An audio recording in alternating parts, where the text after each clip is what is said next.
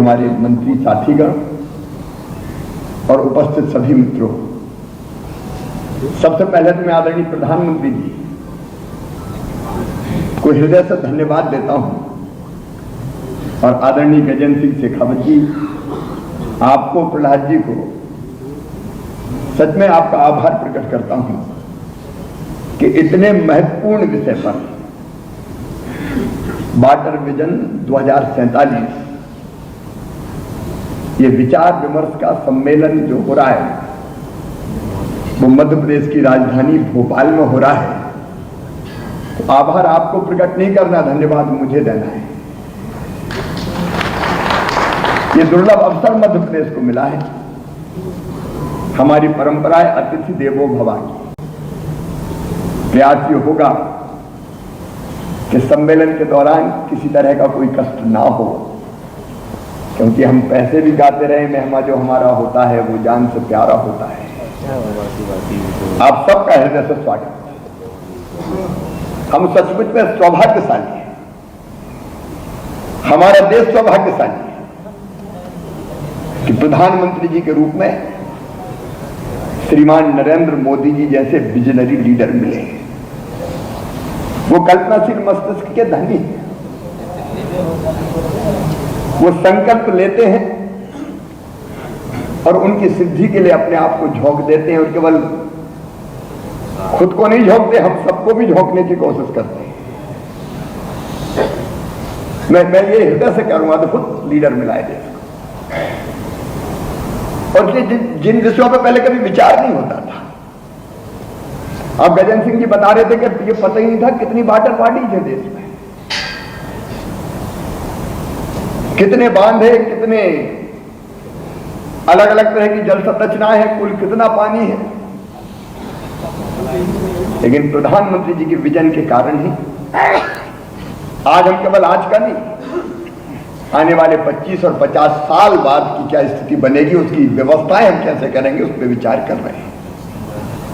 लेकिन ये सम्मेलन भोपाल में हो रहा है और भोपाल जल प्रबंधन का उत्तम उदाहरण है। हमारे कहावत है, ताल तो भोपाल ताल और सब तलैया। इसमें एक और चीज जुड़ती थी, रानी तो कमलापति और सब रनैया। यहाँ की रानी अंतिम गौण शासिका हुई थी कमलापति। जब आप आए होंगे एयरपोर्ट से तो आपने हमारे बड़े तालाब को, बड़ी झील को देखा होगा। ये 10वीं शताब्दी में बनी है, 1000 साल से ज्यादा हो गए इसको बने हुए। और जब 1000 साल पूरे हुए तो बनवाई थी राजा भोज ने। राजा भोज की प्रतिमा हमने इसी बड़े तालाब में लगाई। आप देखते होंगे आते समय, वो आज भोपाल की पहचान है। और आज भी 1/3 पेयजल की आपूर्ति भोपाल को यही बड़ा तालाब कर रहा है। अगर ये तालाब ना हो तो भोपाल की पहचान ही खत्म हो जाए। और मैं भारत के पुराने विजन को भी आपको बताना चाहता हूं। राजा भोज ने अकेला ये नहीं बनवाया था। ओरिजिनल जो भोजताल था वो भोजपुर के पास था। उन्होंने पत्थर की 2 दीवारें घाटी के बीच में खड़ी की और बिना सीमेंट के, बिना और किसी चीज का उपयोग किए, केवल 2 पत्थरों की दीवार के बीच में मिट्टी भर के एक 400 वर्ग किलोमीटर का बांध बनाया। 400 वर्ग किलोमीटर का। मंडीदीप, प्रहलाद जी जानते हैं, मंडीदीप द्वीप था उसमें। बाद में फिर कहानी है उसमें, सच्चाई थी कि लोग बताते थे राजा भोज ने इसलिए बनवाया था कि चर्म रोग 9 नदी 99 नाले बांध के पानी इकट्ठा करो, तो उसमें भी काम आएगा, बाकी काम आएगा। लेकिन एक हुसैन साहब हुए थे, उनके बेटा उस पर डूब गए थे तो उन्हें तोड़वा दिया था। तो बाद में वो जो जमीन खाली उसको आज भी ताल परगना कहते हैं। लेकिन ये बड़े बड़े बांध, हमारे राजा कुशल शासक प्रशासक। अब बुंदेलखंड की धरती पे प्रहलाद जी यहाँ से सांसद हैं। लगभग 2000 जल संरचनाएं चंदेलकालीन बनी। ये हमारी प्राचीन परंपरा भी है। हर गांव में तालाब होता था। मध्य प्रदेश के भी हर गांव में बिना तालाब के काम नहीं चलता। बाद में धीरे धीरे तालाबों पे अतिक्रमण हो गए, जल संरचना समाप्त हो गई। पानी हमने निकाला बहुत धरती के पेट से, लेकिन वापस धरती में भेजने का कोई प्रयत्न नहीं किया, और इससे धीरे धीरे पानी की समस्या खड़ी होती चली गई। आवेदन तो माननीय प्रधानमंत्री जी ने आपको बताया, जल शक्ति मंत्री जी ने आपके बीच में रखा, लेकिन मध्य प्रदेश में जो कुछ काम हुए इस दृष्टि से मैं उसकी तरफ आपका ध्यान आकर्षित करना चाहता हूं। मध्य प्रदेश में 2003 के आसपास तक कुल सिंचाई की हमारी क्षमता थी 7.5 लाख हेक्टेयर। अब हमारा राज्य कृषि प्रधान राज्य, तो मैंने पानी बचाने के लिए नहीं एजेंसी दी, हमने ये सोच के कि बिना सिंचाई के काम चल नहीं सकता, मतलब बाकी चीजें बाद में करो, सबसे पहले बांध बनाओ, जल संरचनाएं बनाओ, इनके बिना काम चल नहीं सकता। आज मुझे बताते हुए प्रसन्नता है कि 7.5 लाख हेक्टेयर क्षमता थी पुराने जमाने में, राजा नवाब अंग्रेज सब मिला के, वो बढ़ के मध्य प्रदेश की धरती पर अब हो गई है, हमारे जल संसाधन मंत्री बैठे हैं, 45 लाख हेक्टेयर।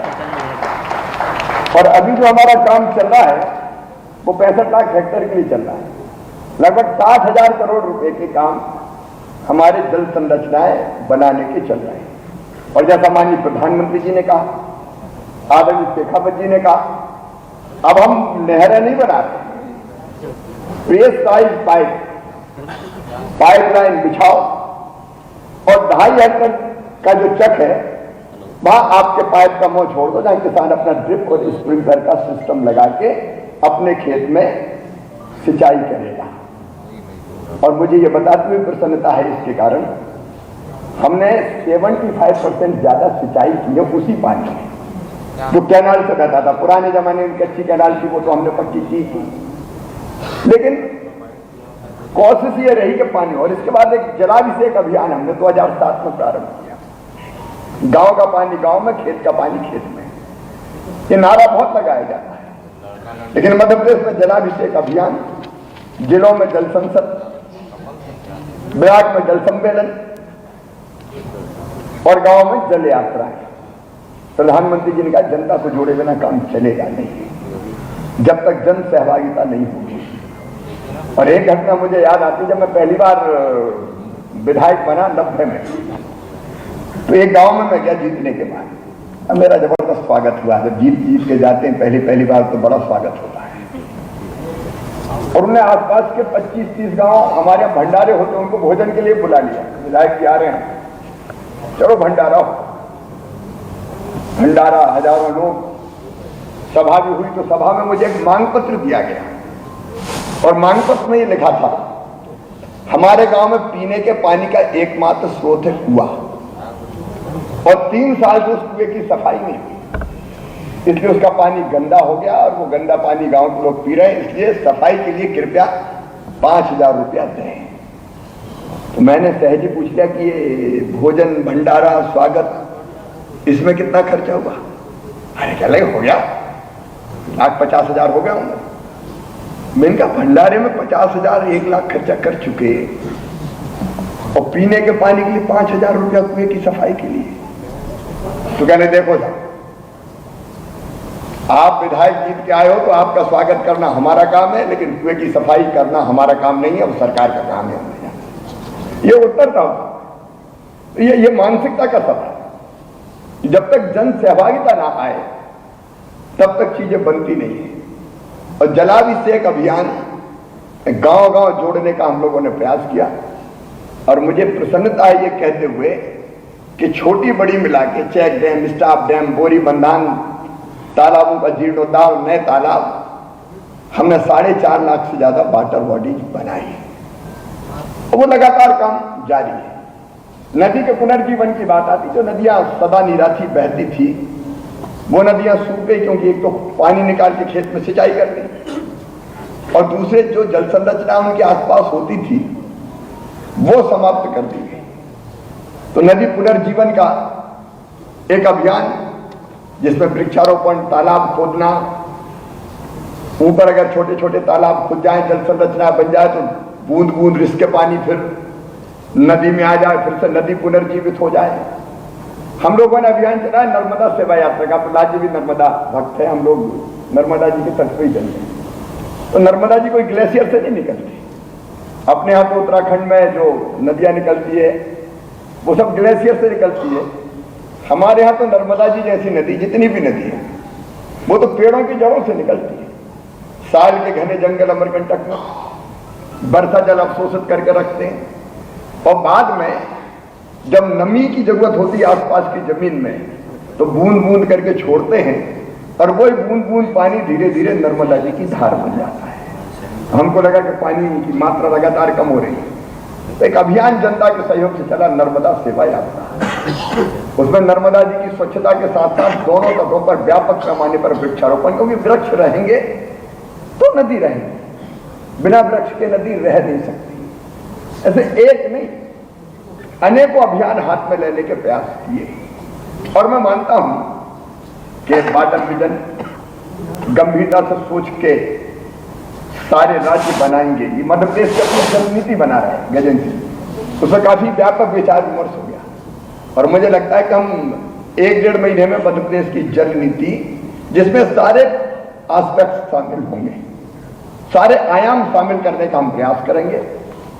पानी हम कैसे बचाएं, पानी हम कैसे बढ़ाएं, वर्षा जल को कैसे हम रोक के रखें, आपने जो वेस्ट वाटर है उसको रिसाइकिल करके फिर से हम कैसे, अब इंदौर वाटर प्लस शहर है, वाटर प्लस शहर है, वो प्रयोग निरंतर मध्य प्रदेश में हम करने के प्रयास कर रहे हैं। फिर सिंचाई में कम पानी कैसे लगे, अब वो जल जीवन मिशन और जल संसाधन, हमारे विजेंद्र यादव बैठे हैं, जल जीवन मिशन का काम देख रहे हैं मंत्री जी हमारे, लगभग 50,000 करोड़ रुपए के काम चल रहे हैं। मुझे बताते हुए प्रसन्नता है कि पहले हम केवल 14% घरों को नल से जल देते थे, इस समय लगभग 54,000 घरों को हम नल से जल देने का काम कर रहे हैं, 47% तक पहुंचे। तो जितने भी आयाम होते पानी के, उनको जोड़कर एक बेहतर जल नीति बनाने का प्रयोग मध्य प्रदेश कर रहा है। मैं बहुत लंबी बात नहीं कहूंगा कि मैं जल का महत्व समझाऊं, प्रधानमंत्री जी ने जो बात कही है वो दोहराऊं, या फिर गजेंद्र सिंह जी ने जो विजन रखा है मैं फिर, हाँ, हमारे यहाँ प्रहलाद जी याद दिला रहे, खेत तालाब एक प्रयोग हुआ, एक खेत में तालाब बना, और एक नहीं अनेकों जिलों में, जिसमें दमोह भी शामिल है, देवास भी शामिल है, भोपाल शामिल है, आसपास के जिले शामिल है। बलराम ताल करके एक योजना बनी जिसमें तय किया कि अपने खेत में तालाब खोदो, और उसमें कुछ किसान लगाए, कुछ सरकार लगाए। एक उदाहरण और मैं दूंगा, मैं जब सांसद बना तो बेतवा नदी मेरे संसदीय क्षेत्र से होकर गुजरती, उस समय सांसदों को सांसद निधि मिली, और उसमें अधिकतम 25 लाख रुपए हम खर्च कर सकते थे। तो एक बात मेरे दिमाग में आई कि 1,50,000, 25,000 कहीं सीमेंट कंक्रीट की रोड के लिए, कहीं मुरम और गिट्टी की रोड के लिए देने के बजाय कोई बड़ा काम करें। तो बेतवा में हमने एक स्टॉप डैम बनाया, बड़ा स्टॉप डैम, उसके कारण 14 किलोमीटर तक पानी रुक गया। अब पहले लोगों को कल्पना नहीं थी कि बड़े स्टॉप डैम का फायदा क्या हो। बाद में दोनों तटों पे तो लोगों ने सिंचाई के उस पानी को लिया ही, लेकिन आसपास 10-10 किलोमीटर तक जो कुएं और ट्यूबवेल सूख गए थे उनमें फिर से पानी आ गया। अब इतना असर होगा ये मुझे भी पता नहीं था। उसके बाद तो हर जगह डिमांड हुई कि स्टॉप डैम बनाओ, स्टॉप डैम बनाओ, स्टॉप डैम बनाओ। तो स्टॉप डैम की श्रृंखलाएं हम लोगों ने मध्य प्रदेश में अनेकों नदियों पर बनाना प्रारंभ किया। आप और हम सभी अच्छी तरह जानते हैं, अभी आपने संचालिका महोदया ने जो सुनाया, रहीम के जमाने में, रहीमन पानी राखिए बिन पानी सब सून, पानी मिले न उबरे मोती मानस चून। और केवल रहीम ने नहीं कहा, तुलसीदास जी ने कहा, क्षिति जल पावक गगन समीरा, पंच तत्व अदम शरीरा। आज नहीं, हमारे वेदों में कहा गया, ऋषियों ने, जलो बे आपा, जल ही अमृत है। जरूरत उस अमृत को सहेज के रखने की है। और प्रधानमंत्री जी ने जितने आयाम बताए उसके, उन सब आयामों पे आप विचार करेंगे। पेयजल चाहिए, अर्बनाइजेशन की बात आई, 50% पॉपुलेशन अब शहरों में रहेगी, तो शुद्ध पीने का पानी उसका इंतजाम करके हमको रखना होगा। सतही जल उसको हम कैसे बेहतर रख सकते। बांधों की आपने बात बताई कि धीरे धीरे सिल्ट जमा हो गई। अब तुलसी जी बैठे, हम लोगों ने योजना बनाई डिसिल्टिंग की बांधों की, और उसमें जो प्रयोग हम कर रहे हैं वो अभी तो सुखदाई है। कुछ कंपनियां सामने आई जो कह रही कि डिसिल्ट करके मिट्टी हम ले जाएंगे, पैसा नहीं लगेगा, उल्टे हमको पैसा देंगे, क्योंकि वो बांधों की तलहटी की जो मिट्टी है बहुत उपजाऊ है, उसके दूसरे कई उपयोग हैं। तो डिसिल्टिंग का काम कैसे हो, जो पुराने बांध है वो बांध बना के बचा के रखे जाए, उसका काम। ऐसे ही स्वच्छता से संबंधित पानी के जो बाकी विषय है ऑर्गेनाइजेशन के कारण, उन सब के लिए खेती का पानी हमारे लिए महत्वपूर्ण है। कम पानी में खेती कैसे हो, अब एक बड़ा विषय है। कई बार अब मध्य प्रदेश में तो 3-3 फसल ले रहे हैं। प्रहलाद जी के जिले में भी नरसिंहपुर, होशंगाबाद, सीहोर, रायसेन 3 फसलें लेते हैं, और गर्मी में भी हमारे किसान तो बहुत मेहनती है, लेकिन उसका दूसरा परिणाम घातक होता है। गर्मी में जब वो फसल बोते हैं तीसरे मूंग की, तो गर्मी में पानी निकालते हैं ट्यूबवेल चला के, अब उसमें हर चौथे 5वें दिन फिर पानी लगता है, और भरपूर पानी लगता है। तो हमको खेती के बारे में भी प्रधानमंत्री जी मोटे अनाज की बात करते हैं, कम पानी की फसलें कैसे हो सकती है, उसकी तरफ हमको ध्यान देना पड़ेगा। अब मध्य प्रदेश में तो गेहूं, फिर चावल और फिर मूंग, 3-3 फसलें। हालत यह कि इस साल 1,29,00,000 मीट्रिक टन गेहूं तो हमने खरीदा, जो हम प्रिक्योर करते हैं, और इतने गेहूं बाकी बाजारों में बिका। तो पैदावार बम्पर है, लेकिन पानी भी बम्पर लग रहा है। तो फसलों का उत्पादन भी चाहिए, लेकिन कम पानी में कैसे फसलें हो जाए, उसकी भी चिंता हमको करनी पड़ेगी। और इसलिए मैं मानता हूं कि इन सब चीजों को देखते हुए ये जो वाटर विजन पर हमारे सभी राज्यों के मंत्री आज यहां बैठे हैं, आप चिंतन करेंगे, मंथन करेंगे। इस मंथन से अमृत निकलेगा, और प्रधानमंत्री जी की जो मंशा है 47 तक का वाटर विजन बनाने की, उसके लिए क्या क्या करें, उसका रास्ता निकलेगा। और आपके मंथन से जो अमृत निकलेगा, उसको मध्य प्रदेश की धरती पर भी जनता तक पहुंचाने में जनता के साथ हम कोई कसर नहीं छोड़ेंगे। जन भागीदारी आवश्यक, जन भागीदारी आवश्यक है। प्रधानमंत्री जी ने जैसा कहा, एक बार जनता की मानसिकता बन गई तो सारी चीजें फिर अपने आप होने लगती है। 5 चीजें मध्य प्रदेश में हम चलाते हैं। एक, स्वच्छता। मुझे कहते हुए प्रसन्नता है कि स्वच्छता में मध्य प्रदेश देश में, केवल इंदौर ने तो छक्का मारा, लेकिन मध्य प्रदेश भी नंबर 1 पर है। दूसरा हमारा अभियान चलता है पानी बचाओ अभियान। उसके कई तरह के कार्यक्रम हम निरंतर लगातार करते रहते हैं, जिनमें से कुछ के उदाहरण दिए। तीसरा बेटी बचाओ अभियान। चौथा और है ऊर्जा संरक्षण। हम एक ऊर्जा साक्षरता अभियान चला रहे हैं। बिजली बचाना बिजली बनाने के बराबर है, और बिजली बनाने में भी पानी लगता है। हम सब लोग जानते हैं उद्योगों की जो आवश्यकता है उसके लिए कितना पानी लगेगा। सेमीकंडक्टर फैब जैसी इंडस्ट्री आएगी, वो तो वाटर वेस्ट ही होती, तो औद्योगिकरण को भी हम नहीं रोक सकते। उस दिशा में भी हमको तेजी से बढ़ना है, तो उसके लिए भी हमको पानी बचाना है। और इसलिए इन सब विषयों पर आप गंभीरतापूर्वक विचार करेंगे। मध्य प्रदेश भी अपनी जल नीति लेकर, आपके अनुभवों का उसमें लाभ मिलेगा। आज जो चिंतन यहाँ होगा आज और कल, उसका भी हमको लाभ मिलेगा। मैं एक बार फिर आपका हृदय से स्वागत करता हूँ। एक अंतिम अभियान में बताना भूल गया, वो है पेड़ लगाओ। मध्य प्रदेश में वृक्षारोपण का व्यापक अभियान लगातार हर साल हम चलाते हैं, और मुझे लगा कि मैं केवल भाषण दे के कहूँ पेड़ लगाओ पेड़ लगाओ पेड़ लगाओ तो उसका असर नहीं होगा। इसलिए मध्य प्रदेश में मैंने तय किया कि मैं रोज पेड़ लगाऊंगा, और निरंतर 2 सालों से अभियान जारी है। मैं 3 पेड़ खुद रोज लगाता हूं, बिना उसके मेरा दिन प्रारंभ नहीं होता। भोपाल में जब रहता हूं तो एक स्थान नियत है, आसपास काफी पेड़ लगे हैं और लगातार लगाता हूं। बाहर कहीं जाता हूं तो जो स्थान मिलता है वहां लगाता हूं।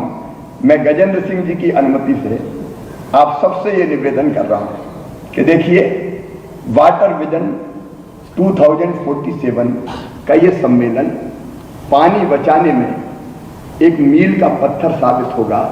तो क्यों ना कल मेरे साथ आप पेड़ लगाएं। पर्यावरण और पानी, पेड़ और पानी का चोली दामन का साथ है।